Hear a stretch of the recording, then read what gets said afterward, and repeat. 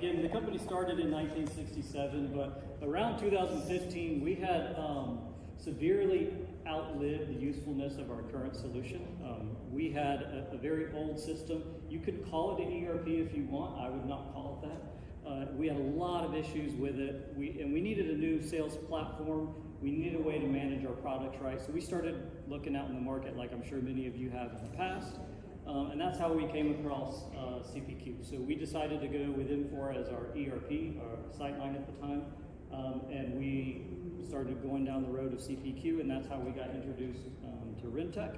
And so we really began in earnest talking about, hey, how are we going to get rid of this outdated system around 2015, and then started working in the development process around 2017. So if we go back to that original implementation, can you share some of the points there during that initial uplift? Yeah, so again, at first it started from, hey, how are we going to move away from this solution? So around 2017, we started developing an on-premise CPQ and Sightline deployment. So we did that for about a year and a half, 2 years. Our original goal was this was just going to be an internal project. We had no intentions of handing this over to customers or our dealers, is what we call our customers. This was just going to be an internal tool to uplift, upgrade our sales platform, and have a much more robust, a much more advanced ERP solution. So that started around 2017. Our go live with this was in 2019. So again, that was all just an internal tool, just something to kind of improve all of our processes. Previous system was all command-based, very outdated, flat files, no true database that we could get reporting and analytics off of. So we completed that in 2019 to our internal customers. Can you share some challenges maybe that you faced during that initial? Yeah, so the biggest thing was just, how many in here actually work in traditional IT? Okay. You move a button and you broke everything, right? So hey, you changed that thing and it works completely different. So the biggest challenge was getting them to move from this old system. Again, the old system had a very limited GUI. There was no user interaction whatsoever. There was no images. There was nothing for them to work around, right? So the biggest challenge was just, hey, converting our users that, hey, they loved this platform because they'd used it for 10 or 15 years and that's all they've known, right? So the biggest challenge was just getting them used to this new way that we were going to manage and operate things. And then from there, what we did was, in 2019, we went live internally. We spent about a year and a half to 2 years just kind of dialing in the application, getting everything exactly like we wanted it. And then our eventual goal was we were going to hand this over to our dealers. So we're going to make this publicly available for our dealers so that they can order directly. We were happy with the system internally. Everything was going well. So in 2021, we launched externally, handed it over to our customers because our eventual goal was we wanted that 24/7 salesperson like Hillary had talked about, making it available so that they can order directly and they don't have to run everything through our inside and outside sales staff. How did your internal salespeople respond when you made that available externally? If anybody's an Office fan, they were like Dwight fighting the computer for a little while, right? They wanted to beat the machine. So a lot of them really did see it somewhat as a threat for a little bit, right? Now you had two groups. You had our inside sales group, and then we had our outside sales group. The outside sales group very early on adopted it and saw, hey, I can use this to leverage and make my job easier, right? Anybody putting sales in a system is not calling me when I'm driving all over the place 24/7, right? The inside sales staff saw a little bit of a competition.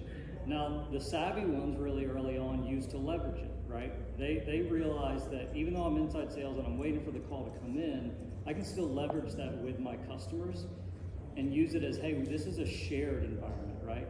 Rather than making it either this or that, is we can share those orders together. That's one of the pitches that we always give to our dealers when we're talking about implementing the design. We call it, I'm going to say design portal a lot because we call it design portal. That's what we branded it to our customers. So when we pitch it to our customers is, hey, you're sharing this with our inside salespeople. So it's not a this or a that.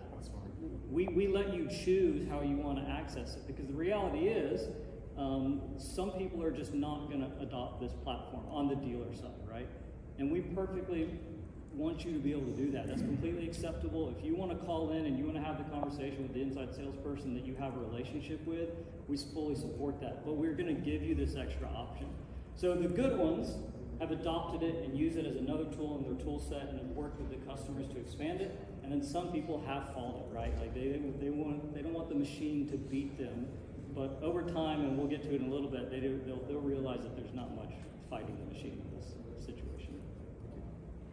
So I wanted to highlight some of these points here as far as the collaboration, product catalog, back office access, and so on and so forth. Can you share some of that with us?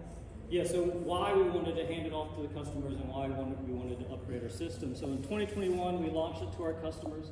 We used it for about 2 years. Customers loved it. We got a lot of great feedback. They loved that ability to kind of order whenever we want. You know, our sales team loved coming in on Monday morning and seeing hundreds of orders, dozens to hundreds of orders placed over the weekend on Saturday and Sunday, something they didn't have access to before.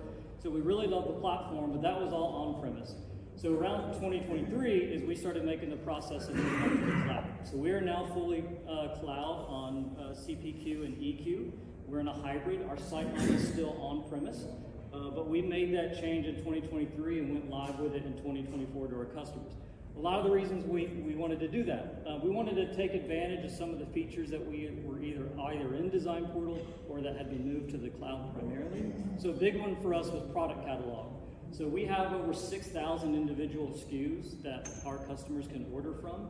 Some of those might be just a simple pull item. Like we're a door and window manufacturer, so people think that's very simple, and it seems very simple, and then you get in there and realize there's thousands and thousands of possible configurations, right? So we wanted a visually stunning product catalog, so ours has vendor images, vendor provided images, beauty shots, things like that, something that where they can go and find those products. A disadvantage of the previous system is if you didn't know what code we used for a product, you couldn't find it, right? Well, with the product catalog in EQ and CPQ, you can filter, right? So they no longer have to know that we call a door this specific SKU code. They can filter based off of, hey, I want a fur door that's got 2 panels, it's got glass, and it's got a side light. Like they can use filters to find the product that they need. They no longer need to know what we call something. The back office access, that's a really big one. Yes? Before you leave your product, so is your CPQ pulling directly from your CSI item list, or are you maintaining the CPQ? So we maintain it in CPQ, and then it talks directly to CSI or Sightline environment for real-time pricing, availability, inventory, and shipping. But you got to basically maintain some of this. Correct. Basically, if we put in a product, it's got to match up code-wise, SKU code-wise on the other end. Yes. Yep. So your process ensures that it's an extra step. Correct, yes. The back office access is a big one. What we've discovered is, this is not just a sales tool. What we've done is we've made it available to where our customers can go get proof of deliveries and invoices, things that are held and managed in separate things like in CSI and some third-party apps that we built. But this is our public portal for our customers, right? So we're trying to eliminate that salesman getting called and saying, hey, where's my invoice? Where's my delivery notice, et cetera, et cetera. So we've made this platform to where, hey, our customers can't access Sightline for obvious reasons, but we can pull out the data that we want them to get and place it there and make it visible for them. So now not only on the sales side, but the back office staff, the accounting staff, the financing side at our customers, they can go download their invoices. They can get proof of deliveries. We're just trying to cut down on that call and phone traffic that our sales staff was having to deal with previously. They can go get it on their own now through access through here. And again, that directly ties into our on-premise Sightline and pulls that data over for them. And then that shared ecosystem, like that's the biggest one is we're not forcing you as a customer to use this platform. You can use it if you want, and you can use it however you choose. It can be a shared process. So who we sell to are builders of homes, right? So they're building these house packages that have 20, 30 doors, 50, 60 windows in them. There's a lot of lines on a single order, right? So that shared ecosystem makes it really easy for a dealer who gets halfway through the order, they've added 30 items, and they're like, I don't know how to do this one thing, or I'm not sure about this one line. They can call up our staff, they jump on it, jump in the quote real time, and they can kind of work with it. So it's all about that shared ecosystem of the exact same system our people use is the system that our dealers are going to use. There's no separate system for them, right? We just control it with permissions and what they see and what they have access to. And then that smart pricing and routing. So we've seen a lot of similar, in our industry, somebody has some version of EQ or CPQ, right? Everybody has something. But what we see with a lot of them is that they're dumb. They might be quick, they might be pretty, but they're dumb. They don't have real-time pricing, they don't have real-time shipping, they're not aware of the customer at all, right? So what ours does is it's constantly talking back to CSI when a dealer logs in, and it says, who are they? What are the dates that we ship to you? What is the inventory that we have available? What is the actual pricing for you? Because your pricing is different than the next person, right?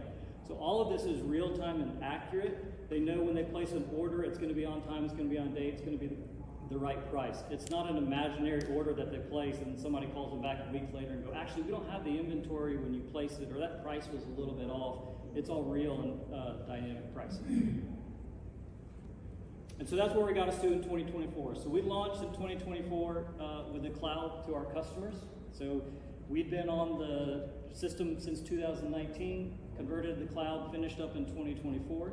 And we've kind of prepared ours in phases, right? We always have a phase 1, a phase 2. We'll have a phase 30 at some point of adding new features and advancing it. And we do that in coordination with our customers. And so that was 2024, and now we're moving on to the future and continuing to add new advancements in 2025. How did you ensure a smooth transition?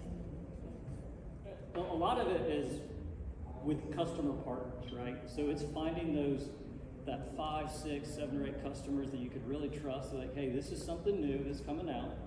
A, don't freak out, but B, give us good feedback, right? So it's having those good partner customers that you know you can get realistic feedback from.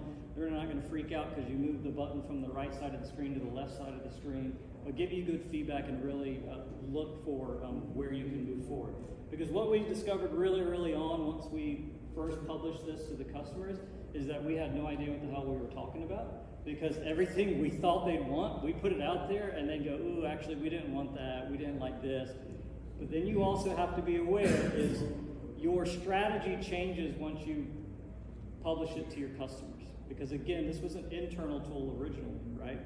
And so if we changed a feature, it was really quick for me to send an email out to my 40 salespeople and say, hey, we changed this thing. But now that I've got over 1,000 users and they're all at different companies and I don't have direct access to them, I can't just change a feature on the fly. So we have to be really aware of, we want to make changes, we want to make advancements, we want to listen to them, but anytime you make an advancement, somebody might see it as you're taking something away from them that they fell in love with, right? So it's a big strategy change and you got to really find some good partner customers. So let's talk numbers and that CPQ adoption or user adoption. Can you go over these numbers with us? Yeah, so we're going to go over some numbers that we kind of track. One of the reasons, and I've heard this a lot at some of the sessions this week, that we've stayed on Sightline on-prem, is everybody goes, I don't want to lose my data, and we're the same way. We don't want to lose our data too. So we're very data-driven in a lot of the decisions that we make. So as we track through this process, what we saw is in 2021, when we first handed this over to our dealer customers, we had about 150 users by the end of the year. And now at the end of this year, we have over 1,500 active users inside of our system making sales or entering sales every single day. And so what that looks like is this. So in 2021, 3.2% of our sales were driven through what we call design portal. And all these numbers that I'm talking about here, these are orders entered by the customer that we did not have to enter, okay? Somebody on our side might put their eyes on it and push it over the goal line, but we did not have to create these orders. So that was 3.2% at the beginning of or end of the first year. And this number down here is a really important one, this 4,000.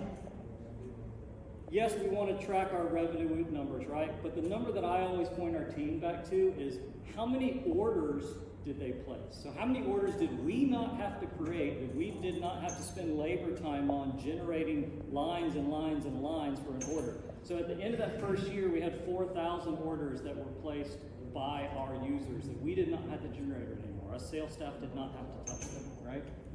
End of 2022, we saw that growth again, 7% and 5.6 thousand orders that we did not have to generate. And then we saw some big growth starting in 2023.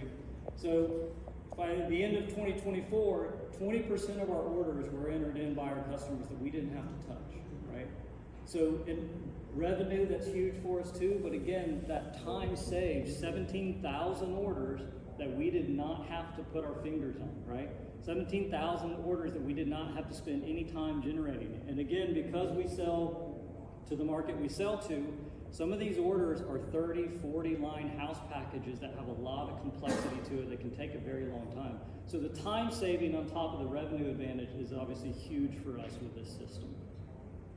So some people or some companies may feel that's risky, right? Allowing folks to just place orders. How do you mitigate the risk, or can you tell me a little bit about that? Yeah. So the first thing is, so people are always wondering, well, you send it over to them, aren't you going to worry that they, we all know users find a way to do everything.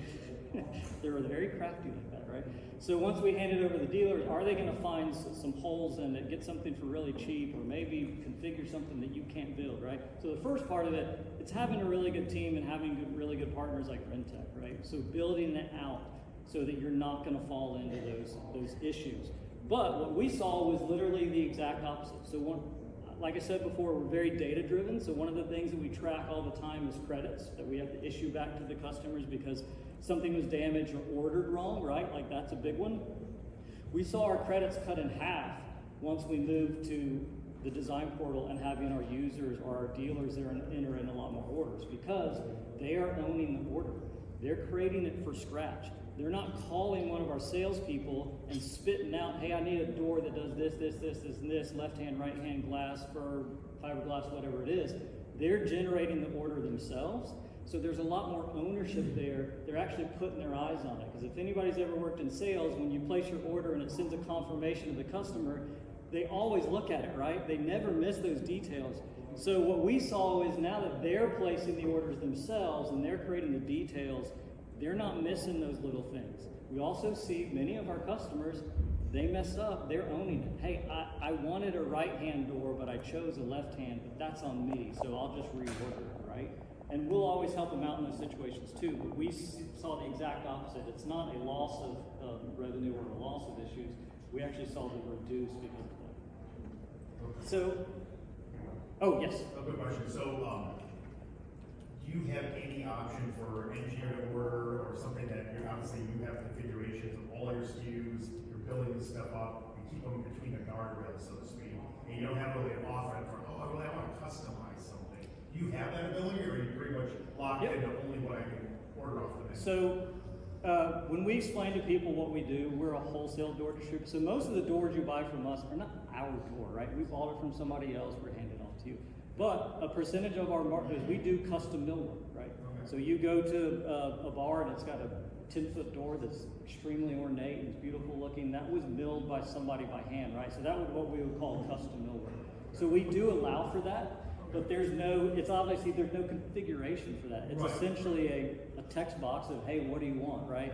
And so that pricing is not going to come directly from CPQ. It's basically just a placeholder for them to come back because they're going to have to send engineered drawings and get sign-offs and all that kind of stuff. So we do allow for that, but there's just no pricing model for it. Right? Understood. Okay. The other question I had is, okay, so now you're wholesale on essentially new construction, right? So do you find that simplifying the dealers entering the orders and specifying what they need versus like, I want new windows in my old house, right? Where now I've got to maybe send someone to verify the openings and so on and so forth. So we have nothing to do with the installation process, right? Okay. So we are not actually selling to the builders in most cases. Okay. We are selling to the Ace Hardware who's going to sell to the builder, right? So all that work is done when they go to Ace and they say, hey, I need a house package, et cetera, et cetera. They've done all that work up front.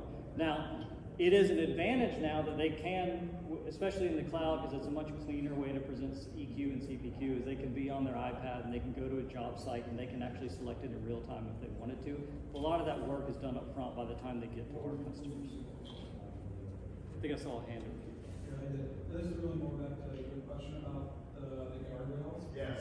So the configurator that we have with CPQ, for some of our linear actuators that we make, we know that for short actuators, you can choose anything you want, it can be perfectly safe. When you get to longer actuators, now it comes into load and speed and what calculations that can be done. So we have two versions of our configurator. We have the internal version and the external version. The external version has all the guardrails in place. The internal version is only available to our application engineers and design engineers, and those have the guardrails taken off. And then one of the configurators, we even have 3 versions, one for the application engineers and then one for our design engineers that has even more, it has absolutely power. And so, More than engineer to order, application engineer. and the way we achieve that, rather than having a separate configurator, is just we do it all permission control. So it's looking when they log in and says, oh, you're an external person, so we're not even going to give you XYZ drop down. We're going to give you right. So we do it all with permissions because in EQ you can pick whatever levels or we'll look for whatever values. So we've got this all set up to where, hey, who are you when you log in? Are you one of our people? Are you a manager? Are you a salesperson? Right? So it's looking to see who you are in the first place. So another cool side of this sales impact is when we've turned it over to our users, our sales staff was afraid of what a lot of people are talking about is, are they going to place something that they shouldn't be placing? Or are they going to all of a sudden get a weird deal on something that they shouldn't be getting because we calculated something wrong? So we saw that value earlier in 2024, 20% of our orders or 17,000 orders were placed by the dealers. What we saw was we were doing a lot of diving into that data. And so at first, our sales staff, they said, I want to see every order. So when a customer places an order, it sits in a queue, and we want to look at it and make sure everything is kosher before they push it through. Well, after the first 2 years, they saw that 98% of the orders, actually over 98% of the orders, they did absolutely nothing to them. They would open them up, they'd look at them, and they'd push through, right? And even the percentages that they changed it was more of a strategy change. Nobody got anything wrong or snuck anything under the door, right? So what we did is we decided to just allow our customers to just go all the way through. We're not even going to put our eyes on it. It's going to go straight into Sightline and be ready to produce. So last year when we turned that on, we saw 11% of our sales, or 9,400 orders, where we did absolutely nothing. We didn't even glance our eyes on it. It went straight into production, moved on to shipping, was produced, and went to the customer. So that's been a huge time saving for us, and another thing that we keep pushing. And so what does that result in?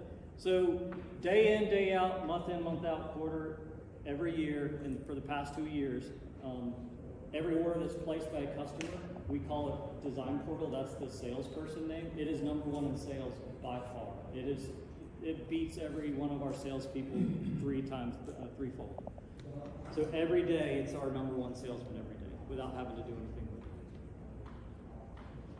I think someone asked a question on sales, the impact on sales. Oh, yes.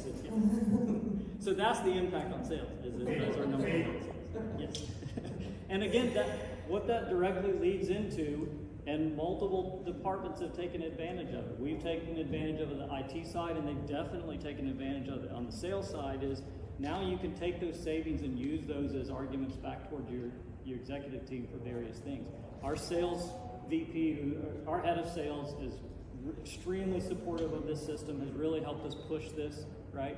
So one of his biggest arguments that he's been able to use now is, hey, this thing's generating X number of dollars every year that you're not paying commission on, that we're seeing a lot less credits on. Let's just take some of that value and push it back in. And he's hired more salespeople on the outside side because he said, hey, look at the value you save, right? Same thing on the IT side, where, a lot of times when the C-level looks at IT, they look at it as a money loser, right? This is a perfect way to say, hey, look, this is how we are generating dollars for the company, which justifies purchasing X equipment or adding on to the staff, right? It's always a money game. I think that's a great segue into this slide into marketing advantage. Yeah, and so that is the other big thing, especially once we move to the cloud, is we really saw the movement of the cloud and moving into EQ as a marketing tool as well. And so we've kind of broken it up into 3 phases. So the first one is just the captive audience, right? So our home pages, when you log into EQ, we now have a captive audience. We control what's thrown at you. There's no guessing of what information you're going to get from us. If there's a product line we want to move, when you log in, we're going to make sure you see that on the home page. Or maybe it's the exact opposite. Maybe there's a product line that we can't sell to save our lives, so we're going to stick it on the front page to make sure it's in your face so we can get it out the door, right? So we have a captive audience every time they log into the home page, and we can make sure to present to them what we want. EQ is also very slick in that you can be controlled in who gets what home pages, right? We have 3 locations, one outside of Athens, one in Albany, Georgia, and that serves Florida. So there's different products that we serve to Florida because of hurricane ratings and storm ratings, right? We want to make sure to show them different things than I'm going to show to my group up in Richmond, Virginia.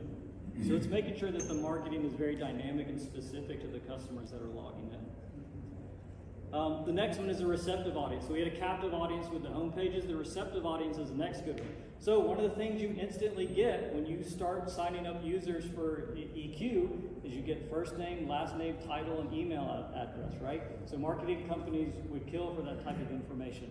We also know that they are regular users, right? When we send out marketing blast a lot, email blast, we don't know what kind of audience we're getting. We know these are regular users that are interested in our product, that are placing orders. So when we send those emails out, we see much higher click-through rates. We see a much higher open rates on all those marketing emails because we know it's users that are actually interested in the products.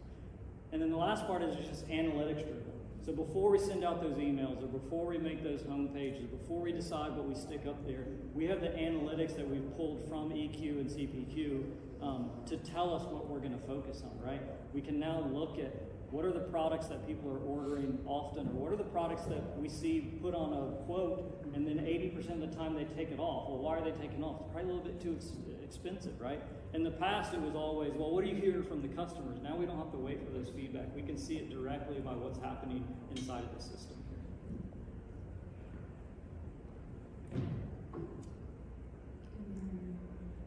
That wraps up what we have, and so more questions, yeah. Well, do you have any CRM system? I'm sorry? Any CRM system? We actually do not use a CRM system. No. So knowing your bomb said to come back into this. I'm sorry, can you Those are the bombs. What are you actually creating with CPQ for bombs? Yeah, so I've got 2 of my technical people here.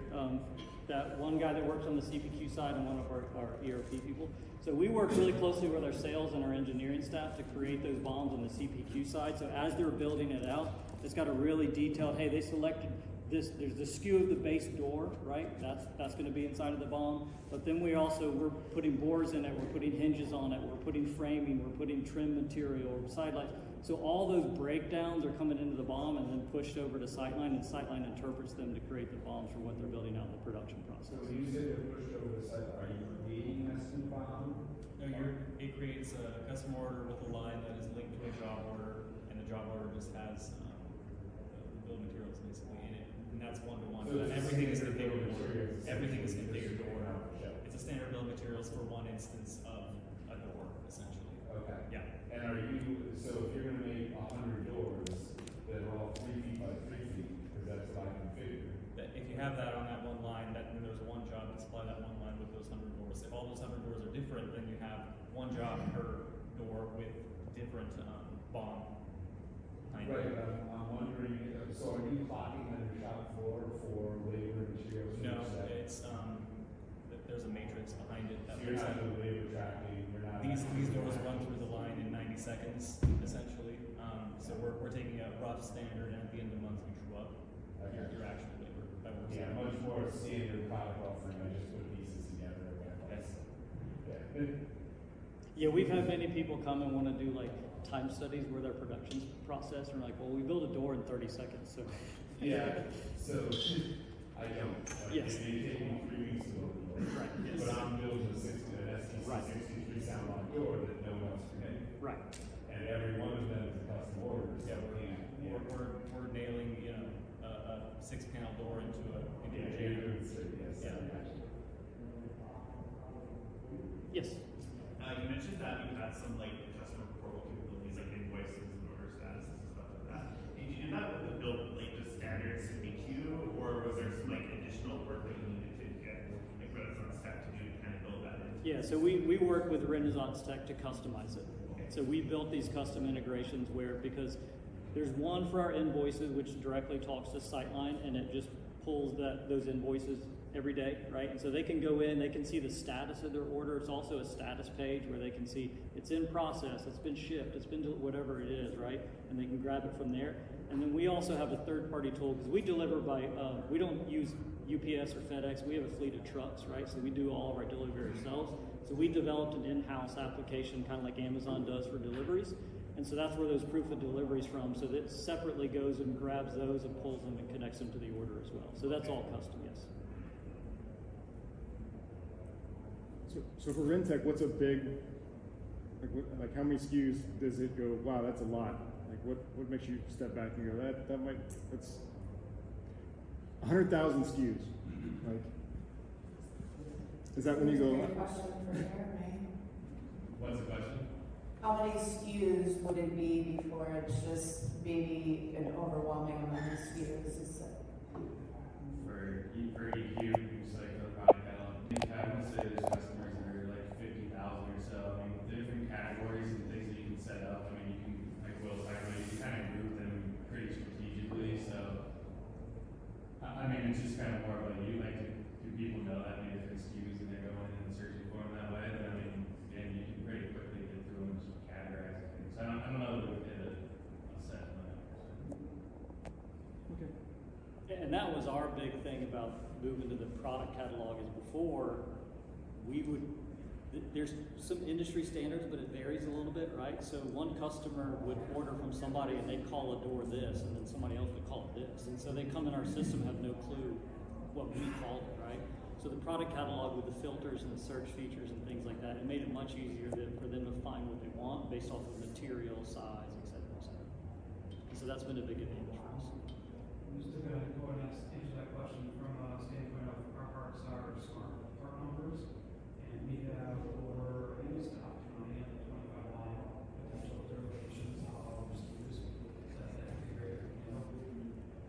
So it's really unlimited. And in terms of parts that it has, it shoved 20,000 something parts into our system.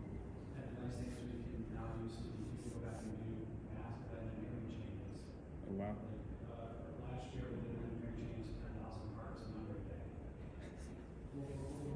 Yeah, I think that's a good use case too, where if anything else, you can set things up as configurable products, where it's like, it's more of just like searching or giving it attributes and then leveraging the configurator to go where you set line and things like that. So I'll see that too, where either you know the specific SKU or it's like you come into a configurable rule set that you can type the SKU right in or it's a dynamic drop down so that it's starting to repopulate all that information for you to keep guiding. This may not apply, but do you have any quantity on hand integration with Sightline to as you're configuring Yeah. your order? So when they go and look at an item, we're telling them how much is available. Okay. So it's polling Sightline and saying, hey, how many of these do you have? And not only that, we do it by site, right? Because we have 3 locations, so you're getting it from that location. Different warehouse. We want to make sure you get it from the correct warehouse and not just a random number. Can you talk about some of the stuff you guys have done just to encourage dealers to use the system? Like, I know you have 2 different marketing techniques and assets. Yeah. Yeah, I think it's really interesting because we'll get customers ask us saying, hey, how are we getting the adoption? And we have done some creative things. Yeah, so part of it is, again, on one of the slides we talked about the marketing campaigns, right? So we partner with our vendors to use these email lists to identify when we're pushing out various products, right? And so it's either by doing something that's really on top of their mind that's specific to their industry, right? Or it's just one of the most simple ones we found is, hey, in this email blast or on the homepage, click here and we'll give you a little desktop charger with our logo on it. People will not shut up about that. We constantly hear from them about, hey, when are you doing more of those chargers, right? And so it just drives that conversation. So any little swag giveaway that you can do inside those campaigns or even post it on your homepage, make it a product in your catalog so they have to go use the system to pull it and make it inside the order.